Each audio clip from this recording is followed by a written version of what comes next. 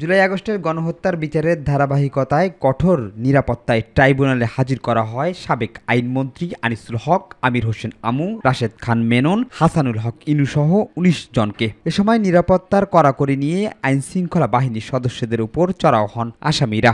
ওবায়দুল কাদের সাহেব সহ যে মামলাতে ৪৫ জন আসামি যাদের বিরুদ্ধে মানবতা বিরোধী অপরাধের সাথে সম্পৃক্ত থাকার অভিযোগ আছে, তারা কমান্ড রেসপন্সিবিলিটিতে, সুপিরিয়র রেসপন্সিবিলিটিতে তাদের বিরুদ্ধে অভিযোগ রয়েছে। তাদের বিরুদ্ধে সেই মামলাটার আজকে নির্ধারিত তারিখ ছিল। আজকে ১৭ জনকে উপস্থিত করা হয়েছিল। কয়েকজন আসামি, বিশেষ করে হাসানুল হক ইনু সাহেব, শাহজাহান খান সাহেব এবং জিয়াউল হাসান সাহেব, তারা খুবই আনরুলি আচরণ করেছেন।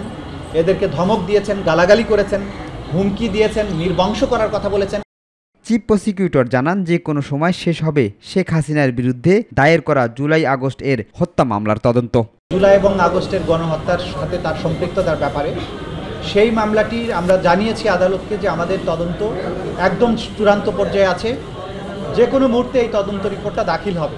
হাসিনা নির্দেশ দিয়েছিলেন, তার মন্ত্রিপরিষদ, তার পুলিশ বাহিনী সেটা ক্যারি আউট করেছেন এবং তারা এই পরিকল্পনা সাজানো মাঠ পর্যায়ে বাস্তবায়নের কাজ করেছেন। এটা pure and simple wide spread and systematic attack on civilian population.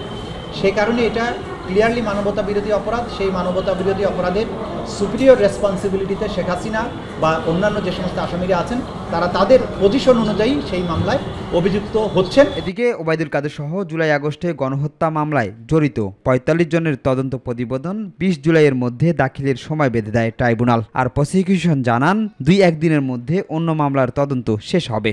গুমের কাজে, নির্যাতনের কাজে, গুম করে হত্যা করার কাজে যে সমস্ত ম্যাটেরিয়াল ব্যবহৃত হতো সেগুলো উদ্ধার করেছেন। যারা যারা এই গুমের সেন্টারগুলো পরিচালনা করতেন তাদের নাম ঠিকানা বের করেছেন এবং কিভাবে এই লাশ অথবা এই বন্দীদেরকে ডিসপোজাল করা হতো সেটার ব্যাপারেও তথ্য প্রমাণ সংগ্রহ অনেকগুলোই হয়েছে, অনেকগুলো চলমান আছে। শিমুল খান, মাই টিভি, ঢাকা।